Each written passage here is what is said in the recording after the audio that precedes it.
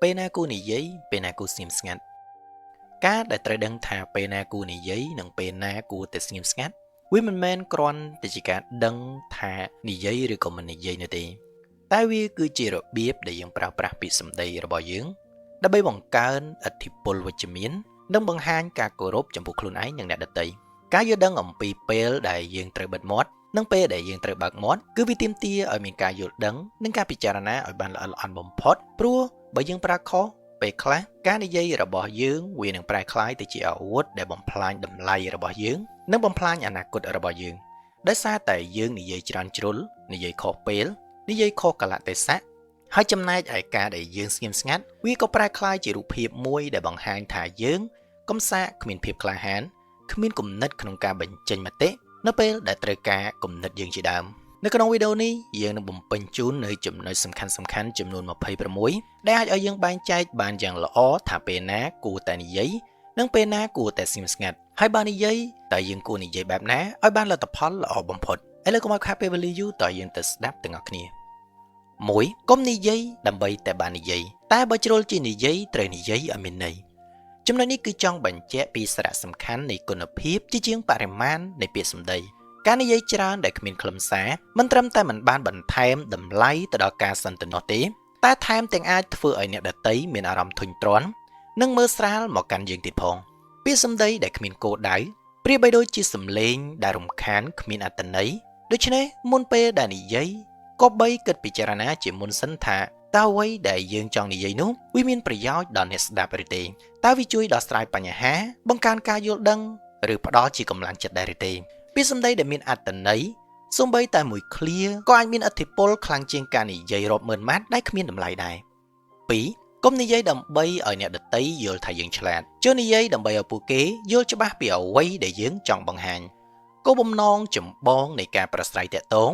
គឺជាការបញ្ជូនសារទៅឲ្យអ្នកទទួលយល់បានត្រឹមត្រូវមិនមែនជាការប្រកួតប្រជែងបញ្ញានោះទេការប្រើប្រាស់ពាក្យបច្ចេកទេសខ្ពស់ៗឬពាក្យពេចន៍ដ៏ស្មុគស្មាញដើម្បីគ្រាន់តែចង់បង្ហាញថាខ្លួនយើងគឺជាអ្នកចេះដឹងអាចធ្វើឲ្យអ្នកស្ដាប់មិនយល់អ្វីទាំងអស់ហើយទីបំផុតទំនាក់ទំនងនោះវានឹងបរាជ័យអ្នកប្រាជ្ញពិតប្រាកដគឺអាចពន្យល់រឿងរ៉ាវដែលស្មុគស្មាញឲ្យคล้ายទៅជារឿងសាមញ្ញដែលមនុស្សទូទៅអាចយល់បានដូច្នេះត្រូវជ្រើសរើសពាក្យសម្ដីណាដែលសាមញ្ញខ្លីងាយយល់និងចំចំណុចដើម្បីឲ្យសាររបស់អ្នកទៅដល់អ្នកស្ដាប់ប្រកបដោយប្រសិទ្ធភាពខ្ពស់បំផុត3ភាពវៃឆ្លាតរបស់អ្នកគឺវាស់វែងដោយពាក្យសម្ដីដែលអ្នកមិនបាននិយាយភាពវៃឆ្លាតមិនមែនសម្ដែងចេញតែតាមរយៈការនិយាយនោះទេការដឹងថាពេលណាគួរតែស្ងៀមស្ងាត់វាក៏ជាសញ្ញាមួយនៃភាពវៃឆ្លាតខ្ពង់ខ្ពស់មួយដែរការចេះទប់មាត់មិននិយាយក្នុងពេលដែលអ្នកដទៃកំពុងតែមានកំហឹងការជ្រើសរើសស្ដាប់ច្រើនជាងនិយាយដើម្បីរៀនសូត្រឬការមិនចូលរួមក្នុងការនិយាយដើមគេសុទ្ធតែជាការសម្រេចចិត្តរបស់មនុស្សឆ្លាតការស្ងៀមស្ងាត់នៅក្នុងស្ថានភាពខ្លះអាចបញ្ជាជម្លោះអាចរក្សាសេចក្តីថ្លៃថ្នូរនិងបង្ហាញពីភាពចាស់ទុំក្នុងការគ្រប់គ្រងស្ថានភាព4បើអ្នកមិនអាចនិយាយអ្វីដែលល្អជាងភាពស្ងៀមស្ងាត់ទេចូលស្ងៀមស្ងាត់ទៅ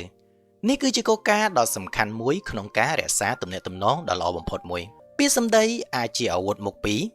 វាអាចលើកទឹកចិត្តវាក៏អាចសម្លាប់ទឹកចិត្តបានដែរប្រសិនបើពាក្យសម្ដីដែលអ្នកមានបំណងនឹងនិយាយចេញទៅនោះมันមានលក្ខណៈស្ថាបនាគ្មានប្រយោជន៍ឬអាចធ្វើឲ្យអ្នកដទៃឈឺចាប់ការជ្រើសរើសភាពស្ងៀមស្ងាត់គឺជាជម្រើសដ៏ប្រសើរបំផុតភាពស្ងៀមស្ងាត់ក្នុងករណីនេះមិនមែនជាភាពកំសាកទេតែជាការការពារខ្លួនឯងនិងអ្នកដទៃពីថាមពលអវិជ្ជមាននៃពាក្យសម្ដីនោះ5ពេលខ្លះការស្ងៀមស្ងាត់គឺជាការឆ្លើយតបដ៏ល្អបំផុតចំពោះសំណួរដែលមិនសមរម្យមិនមែនគ្រប់សំណួរទាំងអស់សុទ្ធតែទាមទារចម្លើយនោះទេនៅពេលដែលមានគេសួរដេញដោលអំពីរឿងផ្ទាល់ខ្លួនខ្លាំងពេកឬសំណួរដែលមានចេតនាបង្កហេតុការឆ្លើយតបអាចនឹងធ្វើឲ្យស្ថានភាពកាន់តែតានតឹងការរក្សាភាពស្ងៀមស្ងាត់គឺជាការផ្ញើសារមួយយ៉ាងច្បាស់លាស់ថាខ្ញុំមិនមានបំណងចូលរួមក្នុងការសន្ទនានេះទេវាជាវិធីការពារព្រំដែនផ្ទាល់ខ្លួនរបស់យើងហើយវាក៏ជាការបង្ហាញពីភាពម្ចាស់ការទៅលើអារម្មណ៍ផ្ទាល់ខ្លួនរបស់យើងផងដែរដោយមិនអនុញ្ញាតឲ្យអ្នកដទៃអូសទាញចូលទៅក្នុងរឿងដែលមិនចាំបាច់នោះទេ6ការស្ងៀមស្ងាត់អាចជាចម្លើយសម្រាប់មនុស្សដែលមិនយល់នៅពេលដែលអ្នកព្យាយាមពន្យល់ហេតុផលយ៉ាងអស់ពីចិត្តទៅហើយប៉ុន្តែភាគីម្ខាងទៀតនៅតែមិនព្រមស្ដាប់ ឬគ្មានឆន្ទៈក្នុងការយល់ការបន្តការនិយាយរបស់យើងតទៅមុខទៀតវាគឺជាការខ្ជះខ្ជាយពេលវេលានិងធម៌ពលរបស់យើងបំផុតការស្ងៀមស្ងាត់ក្នុងស្ថានភាពនេះបង្ហាញថាអ្នកឲ្យតម្លៃទៅលើខ្លួនឯងនិងមិនបង្ខំឲ្យអ្នកដទៃទទួលយកគំនិតរបស់អ្នកឡើយវាគឺជាការបញ្ចប់ការសន្ទនាដោយសន្តិវិធីនិងរក្សាបាននូវសេចក្តីថ្លៃថ្នូររបស់ខ្លួនយើង 7. ភាពក្លាហាននៅក្នុងការស្ងៀមស្ងាត់វាគឺជារឿងដ៏កម្រប៉ុន្តែវាសំខាន់ខ្លាំងណាស់ចំណែកឯភាពក្លាហានក្នុងការនិយាយវាគឺជារឿងធម្មតាតែវាត្រូវតែមានហេតុផលក្នុងការនិយាយមនុស្សភាគច្រើនអាចនឹងនិយាយអ្វីដែលខ្លួនគិតបានដោយងាយប៉ុន្តែការចេះគ្រប់គ្រងខ្លួនឯងឲ្យស្ងៀមស្ងាត់ក្នុងពេលដែលចាំបាច់គឺទាមទារនូវភាពអត់ធ្មត់និងការពិចារណាដ៏ខ្ពស់បំផុតការនិយាយដោយមិនបានគិតអាចធ្វើទៅបានដោយងាយប៉ុន្តែការស្ងៀមស្ងាត់ដោយមានគោលដៅច្បាស់លាស់ដូចជាដើម្បីស្ដាប់ឲ្យយល់សិនឬដើម្បីបញ្ជាចំនួនវាទៅជាភាពក្លាហានពិតប្រាកដដែលមនុស្សតិចណាស់អាចធ្វើវាបាន 8. ពេលដែលត្រូវបើកមាត់គឺបើកដើម្បីការពារអ្នកដែលខ្សោយជាងយើងហើយនៅពេលដែលយើងត្រូវបិទមាត់គឺដើម្បីកុំឲ្យបង្កើនចំនួនចំណុចនេះវាបង្ហាញពីក្រមសីលធម៌នៃការប្រើប្រាស់ពាក្យសម្ដីយើងមានទំនួលខុសត្រូវក្នុងការប្រើប្រាស់សំឡេងរបស់យើងដើម្បីជួយអ្នកដែលគ្មានសំឡេងឬអ្នកដែលកំពុងត្រូវគេធ្វើបាបនោះគឺជាពេលវេលាដែលការនិយាយคล้ายជាកាតព្វកិច្ចរបស់យើងផ្ទុយទៅវិញនៅពេលដែលការសន្ទនាកំពុងតែឡើងកម្ដៅនិងគ្មានលទ្ធផលអ្វីក្រៅពីការឆ្លោះប្រកែកគ្នាការចេះបិទមាត់របស់យើងដើម្បីបញ្ចប់ជម្លោះគឺជាការសម្រេចចិត្តដ៏ត្រឹមត្រូវមួយបំផុត 9. ការបើកមាត់របស់អ្នកដើម្បីការពារមនុស្សដែលនិយាយមិនចេញវាគឺជារឿងសំខាន់ជាងការបិទមាត់ដើម្បីភាពសុខសាន្តរបស់ខ្លួនឯងភាពសុខសាន្តផ្ទាល់ខ្លួនមិនគួរត្រូវបានយកមកធ្វើជាលេសសម្រាប់ការប្រងើយកន្តើយចំពោះភាពអយុត្តិធម៌នោះទេការស្ងៀមស្ងាត់នៅពេលដែលឃើញអ្នកដទៃរងគ្រោះវាគឺជាទម្រង់មួយនៃភាពអាត្មានិយមជួនកាលយើងត្រូវតែហ៊ានប្រថុយនឹងភាពសុខសាន្តផ្ទាល់ខ្លួនរបស់យើងដើម្បីក្រោកឈរឡើងនិយាយការពិតនិងការពារយុត្តិធម៌ជូនសង្គម 10. កុំបើកមាត់ដើម្បីបំពេញភាពទទេរបស់អ្នកតែត្រូវបើកវាដើម្បីបំពេញភាពទទេរបស់អ្នកដទៃមនុស្សមួយចំនួននិយាយច្រើនព្រោះតែពួកគេមានអារម្មណ៍ថាឯកាឬត្រូវការចាប់អារម្មណ៍ពីអ្នកដទៃការនិយាយបែបនេះគឺដើម្បីបំពេញតម្រូវការរបស់ខ្លួនឯងប៉ុន្តែការនិយាយដ៏មានតម្លៃគឺជាការនិយាយដើម្បីអ្នកដទៃដូចជាការនិយាយលើកទឹកចិត្តពួកគេនៅពេលដែលពួកគេបាក់ទឹកចិត្តការចែករំលែកចំណេះដឹងទៅដល់អ្នកដែលត្រូវការឬការផ្ដល់ក្តីសង្ឃឹមទៅដល់អ្នកដែលកំពុងតែអស់សង្ឃឹមនេះគឺជារឿងត្រឹមត្រូវដែលយើងគួរតែធ្វើ 11. ការស្ងៀមស្ងាត់ដោយការគោរពវាគឺល្អជាងការនិយាយដោយការមើលងាយនៅពេលដែលយើងមិនយល់ស្របនឹងគំនិតរបស់អ្នកដទៃយើងមានជម្រើសពីរគឺនិយាយតបតដោយពាក្យសម្ដីដែលបង្ហាញពីការមើលងាយឬជ្រើសរើសភាពស្ងៀមស្ងាត់ដើម្បីបង្ហាញពីការមិនយល់ស្របដោយសន្តិវិធីការនិយាយដោយមើលងាយវានឹងបំផ្លាញទំនាក់ទំនងភ្លាមៗរីឯការស្ងៀមស្ងាត់ដោយការគោរពវាអាចរក្សាទំនាក់ទំនងនិងផ្ដល់ឱកាសឲ្យមានការពិភាក្សាគ្នានៅពេលក្រោយទៀត 12. មុននឹងចង់កែអ្នកដទៃចូលពិនិត្យមើលខ្លួនឯងជាមុនសិនពេលខ្លះការស្ងៀមស្ងាត់វាប្រសើរជាងការនិយាយដើមទៅកាន់អ្នកដទៃវាជារឿងងាយស្រួលក្នុងការមើលឃើញចំណុចខ្វះខាតរបស់អ្នកដទៃហើយយកទៅនិយាយនោះប៉ុន្តែការធ្វើបែបនេះវាមិនបានជួយឲ្យយើងក្លាយជាមនុស្សល្អជាងគេនោះទេមុននឹងចង់រិះគន់អ្នកដទៃយើងគួរតែបែរមករកមើលខ្លួនឯងជាមុនសិនការប្រើប្រាស់ពេលវេលាដើម្បីកែលម្អខ្លួនឯងគឺមានប្រយោជន៍ជាងការចំណាយពេលវេលាទៅនិយាយដើមគេដែលជាសកម្មភាពអវិជ្ជមាននិងជាសកម្មភាពដែលគ្មានបានការបំផុត 13. កុំបើកមាត់របស់អ្នកនៅពេលដែលអ្នកមានកំហឹងព្រោះអ្នកអាចនឹងបិទអនាគតរបស់ខ្លួនឯងកំហឹងប្រៀបបីដូចជាភ្លើងដែលបំផ្លាញស្មារតីបញ្ញារបស់យើងពាក្យសម្ដីដែលចេញមកខណៈពេលដែលយើងខឹងវាអាចនឹងខ្វះការពិចារណានិងភាគច្រើនជាពាក្យសម្ដីដែលធ្វើឲ្យយើងខកចិត្តចំពោះខ្លួនឯងនៅពេលក្រោយទៀតវាអាចបំផ្លាញទំនាក់ទំនងជាមួយមិត្តភ័ក្តិគ្រួសារឬមិត្តរួមការងារនិងអាចបិទឱកាសការងារឬឱកាសល្អៗផ្សេងទៀតក្នុងជីវិតរបស់យើងដូច្នេះការរៀនគ្រប់គ្រងកំហឹងគឺជារឿងដែលសំខាន់បំផុត 14 មុននឹងនិយាយចូលដកដង្ហើមវែងៗពាក្យសម្ដីដែលចេញមកពីចិត្តស្ងប់គឺវាមានឥទ្ធិពលជាងពាក្យសម្ដីដែលចេញពីចិត្តដែលច្របូកច្របល់នេះគឺជាវិធីសាស្ត្រមួយដ៏មានប្រសិទ្ធភាពខ្ពស់បំផុតនៅពេលដែលប្រឈមមុខនឹងស្ថានភាពដ៏តានតឹងការដកដង្ហើមវែងៗជួយឲ្យចង្វាក់បេះដូងត្រឡប់មករកភាពធម្មតាវិញ នឹងធ្វើឲ្យចិត្តរបស់យើងស្ងប់ជាងមុននៅពេលដែលចិត្តយើងស្ងប់ការគិតរបស់យើងនឹងកាន់តែមានភាពច្បាស់លាស់ហើយពាក្យសម្ដីដែលចេញមកក៏នឹងពោពេញទៅដោយហេតុផលនិងការពិចារណាដែលធ្វើឲ្យអ្នកដទៃងាយទទួលស្ដាប់ជាងពេលដែលយើងមានចិត្តច្របូកច្របល់ដែរ15ការស្ងៀមស្ងាត់នៅពេលដែលអ្នកដទៃនិយាយវាគឺជាការគោរពដ៏ជ្រាលជ្រៅបំផុតមួយចំណែកឯការនិយាយនៅពេលដែលអ្នកដទៃត្រូវការការគាំទ្រវាគឺជាមិត្តភាពដ៏ល្អបំផុតមួយដែរចំណុចនេះវាបង្ហាញពីតុល្យភាពរវាងការស្ដាប់និងការនិយាយនៅក្នុងទំនាក់ទំនងការតាំងចិត្តស្ដាប់ដោយមិនរំខានគឺជាការផ្ដល់កិត្តិយសទៅដល់អ្នកនិយាយយ៉ាងខ្ពង់ខ្ពស់បំផុតមួយវាបង្ហាញថាយើងឲ្យតម្លៃទៅលើគំនិតនិងអារម្មណ៍របស់ពួកគាត់ក្នុងពេលជាមួយគ្នានៅពេលដែលមិត្តត្រូវការកម្លាំងចិត្តពីយើងការនិយាយពាក្យលើកទឹកចិត្តវាគឺបង្ហាញពីភាពជាមិត្តពិតប្រាកដរបស់យើងដែលនៅក្បែរគ្នាក្នុងគ្រាដែលលំបាក16នៅពេលដែលអ្នកដឹងថាអ្នកត្រូវនិយាយអ្វីចូលនិយាយវាចុះប៉ុន្តែនៅពេលដែលអ្នកមិនដឹងថាខ្លួនគួរនិយាយអ្វីទេចូលអង្គុយស្ដាប់ចុះ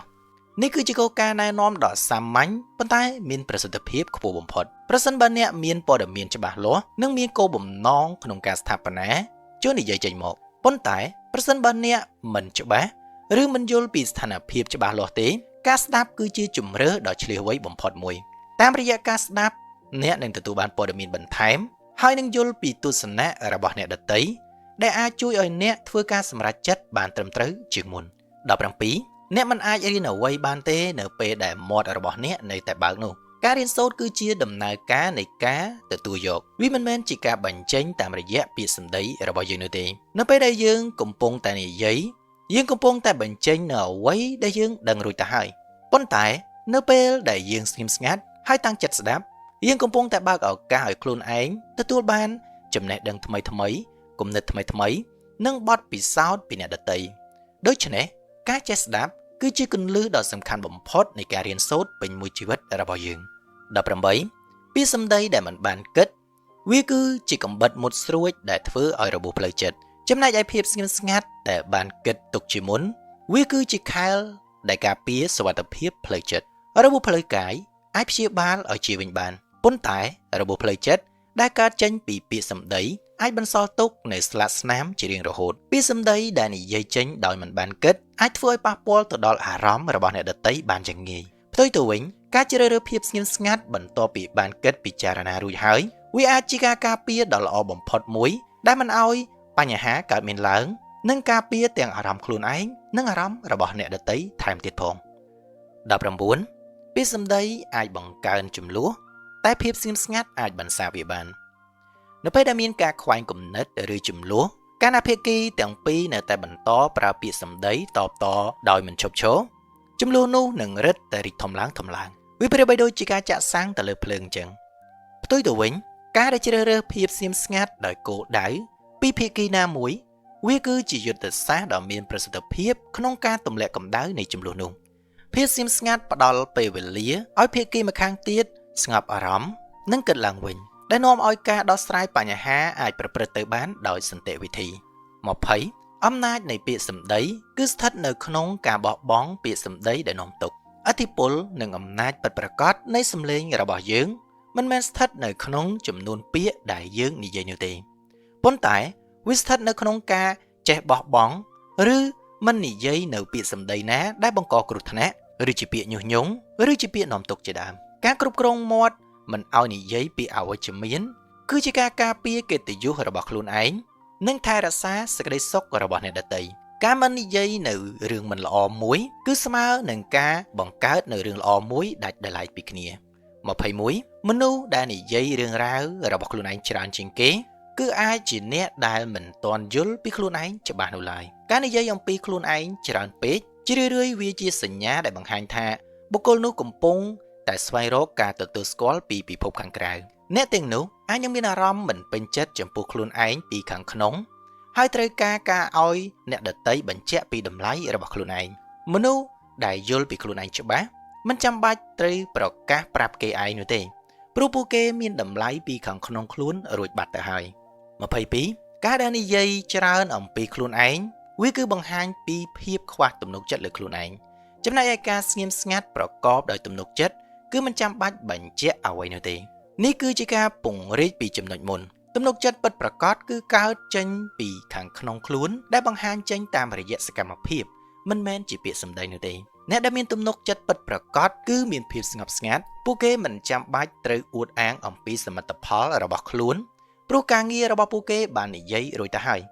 ចំណែកអ្នកដែលខ្វះទំនុកចិត្តវិញគឺតែងតែព្យាយាមនិយាយបំភ្លើសពីខ្លួនឯងដើម្បីបិទបាំងភាពទន់ខ្សោយពីខាងក្នុងខ្លួនរបស់ពួកគេ23អ្នកដែលមានទំនុកចិត្តខ្ពស់មិនខ្លាចនឹងនៅស្ងៀមដើម្បីផ្ដល់កន្លែងឲ្យអ្នកដទៃបញ្ចេញមតិនោះទេមនុស្សដែលមានទំនុកចិត្តលើខ្លួនឯងពិតប្រាកដមិនមានអារម្មណ៍ថាត្រូវតែនិយាយដើម្បីគ្រប់គ្រងឬគ្របដណ្ដប់ទៅលើការសន្ទនានោះទេផ្ទុយទៅវិញពួកគេយល់ថាការស្ងៀមស្ងាត់និងការស្ដាប់វាគឺជាទម្រង់នៃការគោរពនិងភាពមានកម្លាំងចិត្តនៅក្នុងការគ្រប់គ្រងខ្លួនឯងពួកគេមានភាពក្លាហានក្នុងការរក្សាភាពស្ងៀមស្ងាត់ដើម្បីផ្ដល់ឱកាសដល់អ្នកដទៃជាពិសេសអ្នកដែលស្ទាក់ស្ទើរក្នុងការចែករំលែកគំនិតរបស់ពួកគេនេះមិនមែនជាការចោះចាញ់ទេតែវាជាការបង្ហាញពីភាពជាអ្នកដឹកនាំដ៏ចាស់ទុំនិងមានទំនុកចិត្តលើខ្លួនឯងថាការស្ដាប់អ្នកដទៃមិនបានធ្វើឲ្យតម្លៃរបស់យើងធ្លាក់ចុះនោះទេ24នៅពេលដែលត្រូវបិទមាត់គឺនៅពេលដែលអ្នកមានអារម្មណ៍ថាចង់និយាយដើមគេហើយនៅពេលដែលត្រូវបើកមាត់គឺនៅពេលដែលអ្នកត្រូវនិយាយការពិតដើម្បីយុត្តិធម៌ចំណុចនេះគឺសរុបឡើងវិញនៅក្រមសីលធម៌នៃការនិយាយវាបានដាក់ព្រំដែនយ៉ាងច្បាស់លាស់អំពីការនិយាយដើមគេគឺជាសកម្មភាពអសីលធម៌ដែលបំផ្លាញសេចក្តីទុកចិត្តនិងការបង្កើននៃភាពបែកបាក់នេះគឺជាពេលដែលអ្នកត្រូវបិទមាត់របស់ខ្លួនឯងឲ្យជិតផ្ទុយទៅវិញនៅពេលដែលការពិតត្រូវបានបិទបាំងឬមានភាពអយុត្តិធម៌កើតឡើងការនិយាយចេញមកដើម្បីការពារការពិតវាគឺជាសកម្មភាពដ៏ក្លាហាននិងជាទំនួលខុសត្រូវរបស់យើងគ្រប់គ្នា25ការស្ងៀមស្ងាត់ចំពោះភាពអយុត្តិធម៌គឺស្មើនឹងការគ្រប់គ្រងទៅដល់ទង្វើអាក្រក់នោះក្រមសីលធម៌មិនអនុញ្ញាតឲ្យយើងប្រងើយកន្តើយចំពោះរឿងអយុត្តិធម៌ឡើយប្រសិនបើយើងបានឃើញនៅភាពខុសឆ្គងការរំលោភបំពានកើតឡើងហើយយើងជ្រើសរើសនៅស្ងៀមស្ងាត់ដោយសារតែការភ័យខ្លាចឬការចង់រក្សាភាពសុខសាន្តផ្ទាល់ខ្លួននោះភាពស្ងៀមស្ងាត់របស់យើងវានឹងក្លាយទៅជាឧបករណ៍មួយដែលជួយឲ្យអ្នកប្រព្រឹត្តអំពើអាក្រក់ទទួលបានភាពងាយស្រួលការនិយាយចេញមកបើទោះបីជាមានហានិភ័យខ្លះក៏ដោយវាគឺបង្ហាញពីឆន្ទៈក្នុងការរក្សាសីលធម៌និងយុត្តិធម៌នៅសង្គម26ពាក្យសម្ដីរបស់យើងគួរតែជាពន្លឺបំភ្លឺផ្លូវមិនមែនជាស្រមោលបិទបាំងការពិតនោះទេនៅពេលដែលយើងនិយាយយើងត្រូវតែមានគោលបំណងច្បាស់លាស់គឺដើម្បីផ្ដល់ភាពច្បាស់លាស់លើកស្ទួយការពិតនិងបង្កើតការយល់ដឹងយើងមិនត្រូវប្រើពាក្យសម្ដីរបស់យើងដើម្បីបិទបាំងកំហុសបំភ្លៃការពិតឬធ្វើឲ្យអ្នកដទៃយល់ច្រឡំនោះទេដូចជាពន្លឺដែលជួយឲ្យគេមើលឃើញផ្លូវការនិយាយដោយសុចរិតនិងភាពស្មោះត្រង់គឺជាទូនាទីខាងក្រមសីលធម៌ដ៏សំខាន់បំផុតរបស់មនុស្សម្នាក់ៗអរគុណសម្រាប់ការទស្សនាជួបគ្នានៅវីដេអូក្រោយសូមជម្រាបលា